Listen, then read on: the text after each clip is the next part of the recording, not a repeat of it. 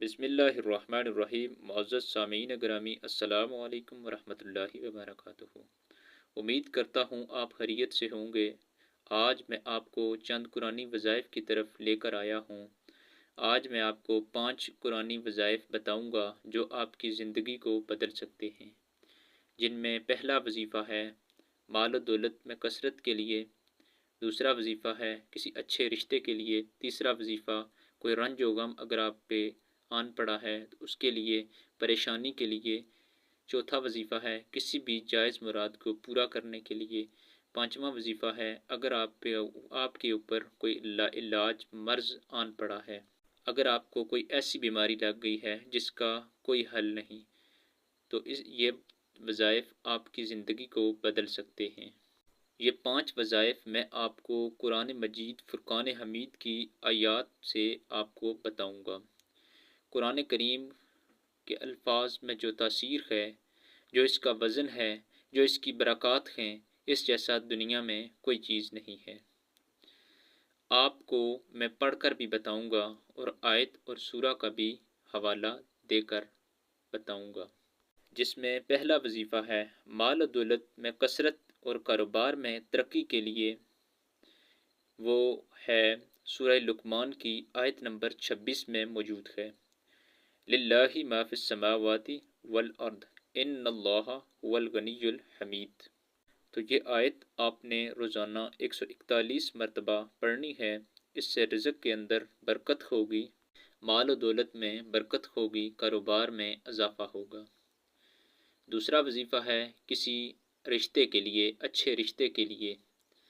اکثر اوقات ہمارے ہاں والدین پریشان رہتے ہیں کہ شاید ہماری اولاد کو اچھا رشتہ ملے نہ ملے، لہٰذا ہمیں قرآن و حدیث کی روشنی میں ان وظائف کو اپنی زندگی کا حصہ بنانا چاہیے۔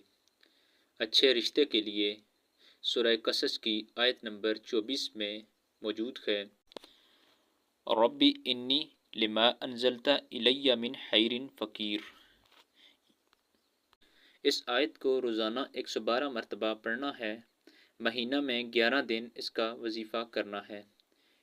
وظیفے کے بعد 3 دفعہ سورہ ضحیٰ ساتھ پڑھنی ہے۔ اس طرح 3 مہینے یہ عمل جاری رکھنا ہے۔ کسی بھی دلی مراد کا رشتہ جو والدین اپنی اولادوں کے لیے کرنا چاہتے ہیں، وہ اس وظیفے کو اپنی زندگی کا حصہ بنائیں۔ تیسرا وظیفہ ہے ہر رنج و غم کے لیے، پریشانی کے لیے، آپ کے اوپر کوئی مشکلات ہیں ان کے لیے، اگر آپ ان سے نکلنا چاہتے ہیں تو اس وظیفے کو اپنی زندگی کا حصہ بنائیں۔ یہ قرآن مجید میں سورہ مومن کی آیت نمبر 44 ہے، وَأُفَوِّضُ أَمْرِي إِلَى اللَّهِ إِنَّ اللَّهَ بَصِيرٌ بِالْعِبَادِ۔ تو اس آیت کو عشاء کی نماز کے بعد 101 مرتبہ روزانہ پڑھنا ہے، اور انشاءاللہ تعالی آپ اس مصیبت سے، اس رنج سے، اس مشکل سے نکل جائیں گے، اور اس سے اللہ تعالیٰ آپ کو غیبی مدد عطا فرمائے گا۔ چوتھا وظیفہ ہے اگر آپ کے اوپر لا علاج مرض آن پڑا ہے، اگر آپ کو کوئی ایسی بیماری لگ گئی ہے جس کا کوئی حل نہیں، جس کا کوئی علاج نہیں، تو اس کے لیے آپ قرآن مجید کی سورۃ القمر کی آیت نمبر 10 پڑھ کے اس بلا وبا کو دور کر سکتے ہیں۔ فداء ربہ انی مغلوب فانتصر۔ تو اس آیت کو آپ نے 313 مرتبہ پانی پر دم کر کے مریض کو پلانا ہے، اور یہ عمل آپ نے 21 دن تک جاری رکھنا ہے، اور انشاءاللہ تعالی اللہ تعالی آپ کو شفا یاب کرے گا، آپ کو شفا نصیب فرمائیں گے۔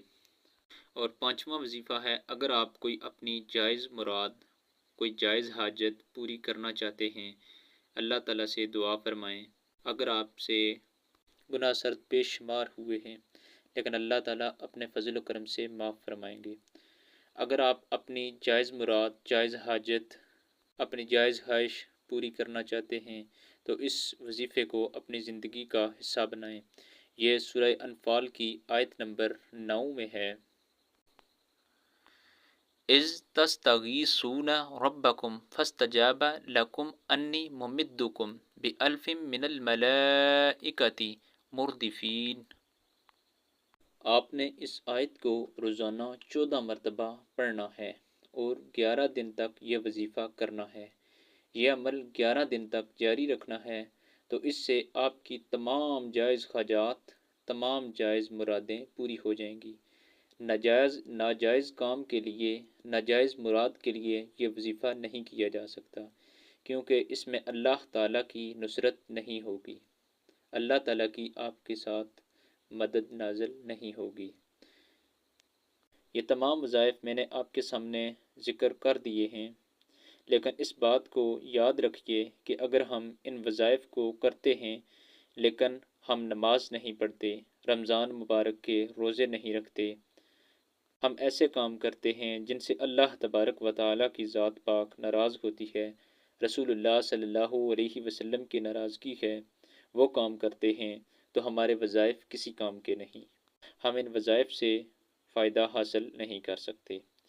اس لیے ہمیں سب سے پہلے وہ کام کرنے ہیں جس میں اللہ اور اس کے رسول صلی اللہ علیہ وسلم کی خوشنودی ہے، اللہ اور اس کے رسول صلی اللہ علیہ وسلم کی رضا ہے۔ نماز پڑھنی ہے، خشوع و خضوع کے ساتھ نماز پڑھنی ہے، رمضان کے روزے رکھنے ہیں، ارکان اسلام کی پابندی کرنی ہے، ارکان اسلام کو ماننا ہے۔ اگر کسی پر سالانہ زکوٰۃ فرض ہے تو زکوٰۃ ادا کرنی ہے، حلال اور حرام میں فرق کرنا ہے۔ اگر ان تمام کاموں پہ ہم عمل کریں گے تو ہمارے تمام وظائف قبول ہوں گے، اللہ تعالی ہماری دعائیں بھی قبول فرمائیں گے اور اس کی مدد نازل بھی ہوگی۔ انشاءاللہ آپ سے دوبارہ ملاقات ہوگی اگلی ویڈیو میں۔ اللہ تعالی